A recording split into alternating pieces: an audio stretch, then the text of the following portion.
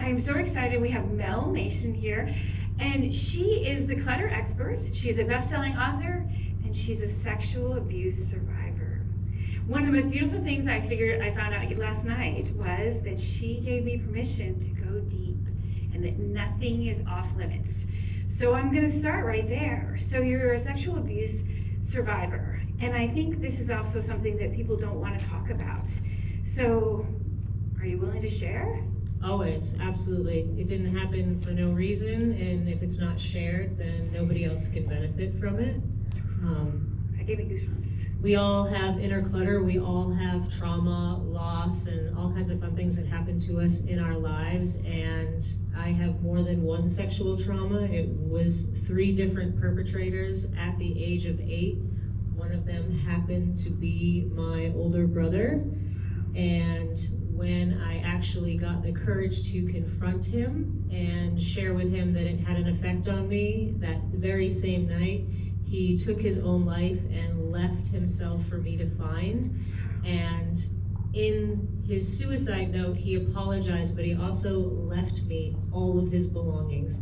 So, and that was at 15 years old when he committed suicide. And so a 15-year-old kid had to go back into the apartment that I found him in and go through all of his belongings. Wow. So I think that has happened, unfortunately, to many people, and that trying to come back from that is something that, again, is so overwhelming. And so I have to ask, since you were the clutter expert, is that where it started? When you had to clear out all his clutter? So it's interesting, I was also the cluttered mess. You could not walk in my room. My entire floor was covered, and I already had a lot of stuff going on in my life. I was already doing drugs. I was already not wanting to be on the planet anymore. I had been institutionalized in a psychiatric ward at 13. I'd been arrested. I had all kinds of things going on. And so when my brother committed suicide, it was pretty much almost the nail in my coffin. And I had planned to end my life just like he did. I was going out, and my high school decided to actually kick me out and say, you can't come back until you get intensive therapy. And what that looked like for this 15-year-old kid was being shipped off to a residential treatment center where I lived for the next 1.5 years of my life. But while I was living there, I was introduced to yoga and mindfulness, and that's where my life radically changed. So I was someone who was not planning on getting organized, didn't care about cleaning my room, wanted to get off the planet. But as a result of learning yoga and mindfulness, which what it ultimately teaches you is how to be present for your own experience, your own inner clutter, this interesting byproduct happened. I spontaneously started cleaning my room and creating order in my life. And within 1 year's time, I went from that cluttered mess to someone who could no longer tolerate disorder. Everything needed to have a place and be in its place. And then every other job that I had in my life required extreme organization.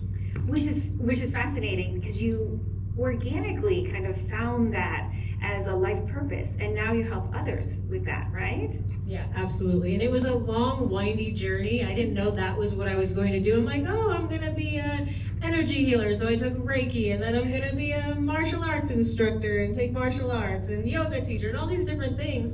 And then it came full circle one day where I was watching the show Hoarders for the very first time. And if you've ever seen it, it actually horrified me with an energy healing background, because they're actually causing more harm than good.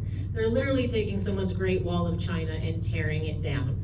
And I saw that show, and I'm like, well, with my background in energy healing, where I can hold really safe space for people, and my love of creating order out of chaos, I can teach people how to clear the clutter, but also keep it from coming back. Yeah. And so that sparked the idea for me to launch my business, and that was in January of 2014, and I haven't looked back. Well, and I think it's so fabulous, because as a real estate agent, I've unfortunately come into some homes, and I've learned. I recently was mentoring a new agent, and she said, I have no idea how you keep a straight face with some of the houses we walk into. She said, how do people live like this?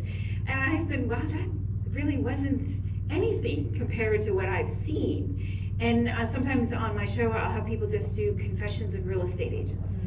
because we have come into some of the most unbelievable settings. And sometimes, and I'm sure you have this, it's because someone died. It was someone in their family who died, and now, just like you had to go with your brother, they're going back, and now they're having to confront a family member's clutter. And that is such an emotional journey. So what is a takeaway that someone who is watching this in this audience or on one of the TV streams, what can they do, especially for a loved one? How can you help them confront that clutter and take care of it in a good way? Yeah, absolutely. What a great question. So having the experience of going through and having all of my brother's stuff, I was not in a good place when I inherited it all. I was actually a crack addict. I was a crystal meth addict. And I sold most of his stuff for drugs. But the greatest... So that's not the advice. No, it's not the advice. Don't sell it for drugs. Just making sure. But here's the greatest gift that I learned from that is that I actually don't own one thing of his. I don't have his obituary. I don't have a photograph. I have not a single item of his. And I have so much freedom not having lugged that with me for all these years, but I still have a connection to my brother. I don't need a thing to connect me to him because they're just inanimate objects and they don't want you hanging on to this stuff anyway. I think it's so unhealthy to hang on to that stuff. And it's interesting. Recently, during COVID, I found that it was even worse. And I'm curious on other advice that you would give, especially if somebody, like with the pandemic, everybody was having a hard time. And I was trying to sell a property, and we had a tenant who was a hoarder. And I remember, again, walking in and seeing he had an ice cream freezer, like what you'd find at 7-Eleven, but all the ice cream was in there. And I thought, who needs that much ice cream? But none of it had ever been taken out, so I don't even know how many years it was there. Now, it was leaking through the floor, so it was damaging the hardwood floors. It was going into the basement, making the basement. And so then, of course, the first thing they said was, well, we'll go to the city, it was Washington, D.C., and we'll have them bring in some mental health people again, ripping this stuff out of his hands when he has no choice on it. So how do you help somebody, but not, because it's great to have those resources, because sometimes there's financial resources, but how do you do it in a loving way where somebody is in a situation where he had to move, he hadn't paid rent in 2 years. So it was time for him to go, but he didn't want to leave his stuff. He was literally willing to take all his stuff and just go to the park, and as long as he had his stuff surrounding him. How do you, especially in a professional thing, especially with real estate agents, what advice would you give for us? So first and foremost, I don't label anybody because labels imply permanence, so I actually don't call anybody a hoarder or a clutter bug or anything like that, because when we label somebody something, it implies permanence. It means they can never change. We can't see them in any different way. And you can't force someone to let go of anything or you cause irreparable harm. You just can't do it. And what I teach my clients is that letting go is a muscle that you build over time. All the clutter accumulates for one reason, an unwillingness to look at it, and you have to become willing to look. And in that willingness to look, you'll begin to make decisions. You're not gonna let go of everything you've accumulated all at once, because that's not how it accumulates. No magic wand waved it there. No magic wand is gonna wave it away, but you get to look and begin to make the decisions, and you let go of a little bit and you realize, okay, the world didn't end. I didn't need that. Everything is okay. And even if you do need it again someday, the universe is abundant. It comes back, I promise. But you learn to build that muscle little by little, and then you get more confident, and then you let go of more and more. So I got organized really quick within a year's time, but I didn't let go of all of my attachments all at once. It took years and years and years of me looking at it over and over again to let go of certain things that I was attached to. I mean, I had these books I was carrying around for 20 years that I always looked at like they were reference books, but I swore I was never gonna let them go. Last year, I'm sitting in my chair, putting on my shoes, I'm just looking at my bookcase. All of a sudden, it's like, oh, it's time for you to go. Like, I didn't go planning to let it go. It was like, oh, here's the stack, take a picture, put it on Facebook, you're gone, donate, done. But it's a muscle you get to build over time. You can't force someone to do it when they're not ready, or you just cause more harm. I agree. One thing I wanted to share is my father has this philosophy, which I found fascinating about books, that a book is never supposed to sit on a bookshelf.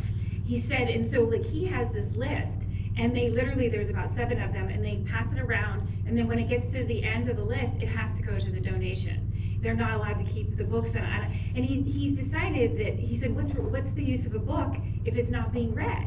So if you're not gonna read it, and I had the same, and I remember when he first said that, I was like, no. Especially on Sirius XM radio, I kept getting so many gifts, and they were signed to me, and they were special, and that person was a celebrity, or there were all these reasons where I wanted, and then I just was like, wow, I need to release them. And it was so much fun to release them and to give them and gift them to people, because then now other people are learning those lessons. So I wanted to go back to... Can I jump in really quick, Yeah. Jason? Because I love that you shared that. This is one of my favorite things. So, because books were meant to be read. Everything is created with a purpose. And so if you're hanging on to something and you're not using it, you have it shoved on a shelf, shoved in a box, shoved in a closet, you're literally stifling its purpose and that stuck energy, and you're blocking the flow of abundance from coming to your life. I love that. I love that. And that's something that I find even with people when we're trying to declutter, because we have to put their house on the market. And so they'll ask for it. So I'm curious about a question that you can ask. Like, I had this principal I went to his house in Maryland, and I just gotten on the radio, and I was super excited about helping him, because he's like, I'm ready to, I'm retiring from being a principal, and so we need to put the house on the market. And I was like, oh, so we need to take, and I started to touch things. Oh, I'll never forget. I learned not to touch anybody's things. And he actually put his head down, and I realized he was starting to well up with tears. And I was like, oh no, what is a question or a way that you can present that to somebody where you're not saying your stuff is ugly or it's too cluttered? He had a whole collection of trains in the basement too. It was a beautiful collection, but we needed to do it. What's a question you can ask them, or a way to present it to somebody where you're not, because at that time, we don't have a lot of time. Like, if we're gonna get it on the market, he needs to confront that he needs to take off some of that stuff off the wall. Yeah, great question. I love that you said that. So I think one of the things that just came to mind is, like, especially when you're selling real estate, is people need to be able to see their own stuff in the place. And so if the person that's living there, all their stuff is there in every nook and cranny, it's not possible for the potential buyer to see. So if you want your house to sell quickly, you gotta move your stuff out so they can see their stuff there. Yeah, absolutely. And one of the other things you said about energy that is so important is to be able to sell a house. The energy, also the abundance. People are like, I want top dollar for this house, but then they don't want to move anything. They don't want to change anything. They have the beautiful, crazy wallpaper and such, and I'm like, okay. Again, it's so important that somebody else can see it, but it's also the energy that needs to change in that. So I want to know, so you're a best-selling author, but you also have helped an enormous amount of people. So what is it? Do you have a course? Do you just read the book? How do you do that? Do you take one-on-one clients? Yeah, so I take one-on-one clients, I have coaching, I have group coaching, I'm constantly teaching free workshops, challenges. I have a new challenge coming out, but I wrote a book, and like my book, I didn't write to become a bestseller. I've contributed to other books that are bestsellers, but I didn't actually want to write the book. I was told I get to write the book so that I can get booked on speaking gigs like this. But I don't like to give clutter, so instead of going to Amazon and buying it, everybody can just download it for free by going to Free Gift from Mel. So take out your phone, go to your web browser, and go to freegiftfrommel.com, and you can download my entire book, Freedom from Clutter, for free. And I would just give you one little thing, because when I was looking at it the other day, as I was realizing, it'd be so nice if you would do a recording of your voice and do an audible edition of it. Because again, I find those are the ones that'll actually get through the whole book. So my advice, please do that, and then we don't have more clutter. Very good, I like that. So what's the future hold for you? The future is big and bright. It just keeps getting better and better every day. I just really love what I do. I love being an entrepreneur, having the time freedom, the financial freedom, and the location freedom to do whatever I want. I am training for a 50K trail race right now. Just ran my first marathon in September after I swore I would never run. Just started running this January, and now I have a new obsession. Very good. Well, I want to say thank you. Thank you for sharing your story. Thank you for sharing some intimate parts. And thank you for all the insights you gave to all of us.